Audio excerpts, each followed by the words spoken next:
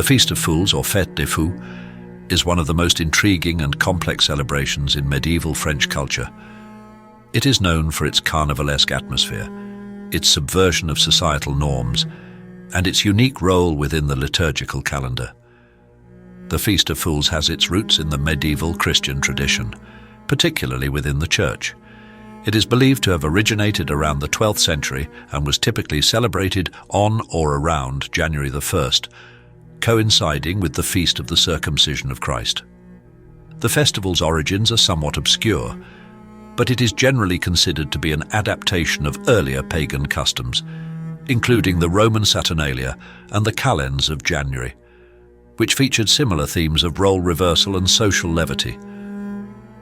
The festival was primarily observed in cathedrals and churches across France, with notable celebrations in cities like Paris, Sens, Beauvais, and Amiens. It was orchestrated by the lower clergy, including subdeacons and choir boys, who were given temporary authority to mock and parody their superiors. This inversion of the social and ecclesiastical hierarchy was a hallmark of the Feast of Fools, encapsulating its spirit of playful subversion. The Feast of Fools was characterized by a series of ritualized activities that turned the usual order of society on its head. One of the central features was the election of a mock bishop or pope, often referred to as the Lord of Misrule. This figure would preside over the festivities, leading processions and ceremonies that parodied the sacred liturgy. Participants in the Feast of Fools often donned extravagant costumes and masks. These disguises were not merely for entertainment. They symbolized the festival's emphasis on transformation and the suspension of ordinary identities. Clergy members might dress as women, animals, or mythical creatures, embodying the festival's themes of chaos and inversion. One of the most distinctive aspects of the Feast of Fools was the performance of parodic liturgies. These included mock masses and sermons that mimicked the structure of regular church services, but were infused with humor, satire, and irreverence. For instance, the Feast of the Ass involved a procession in which a donkey was led into the church, and participants would bray in imitation of the animal. These parodic elements served to both entertain and critique the solemnity and rigidity of ecclesiastical rituals.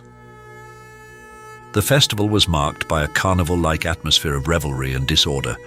Singing, dancing, and feasting were central components, often spilling out from the church into the streets.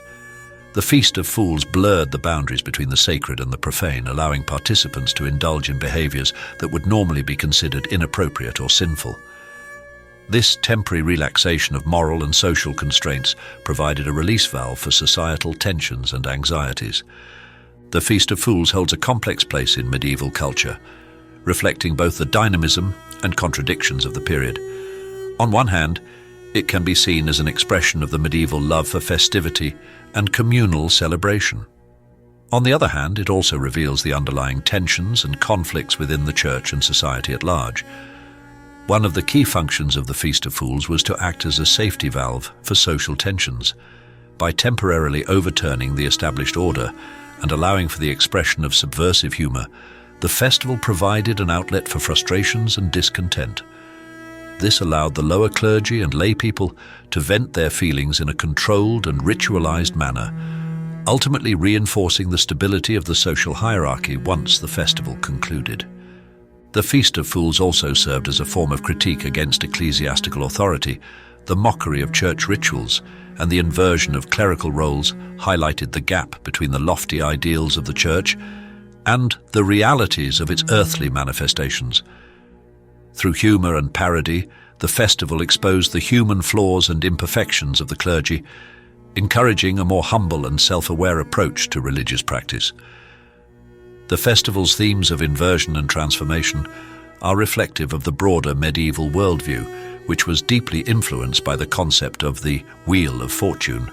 This notion, popularized by Boethius's The Consolation of Philosophy, depicted the world as a place of constant change and flux, where fortune could elevate or topple individuals at any moment.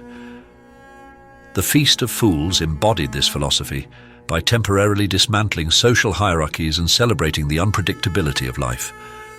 By the late Middle Ages, the Feast of Fools began to decline, largely due to increasing pressure from church authorities who viewed the festival as irreverent and potentially blasphemous. The Council of Basel, 1431 to 1449, condemned the Feast of Fools, and subsequent ecclesiastical reforms sought to suppress its more extravagant and disruptive elements. Despite its decline, the legacy of the Feast of Fools can be seen in various aspects of later cultural traditions.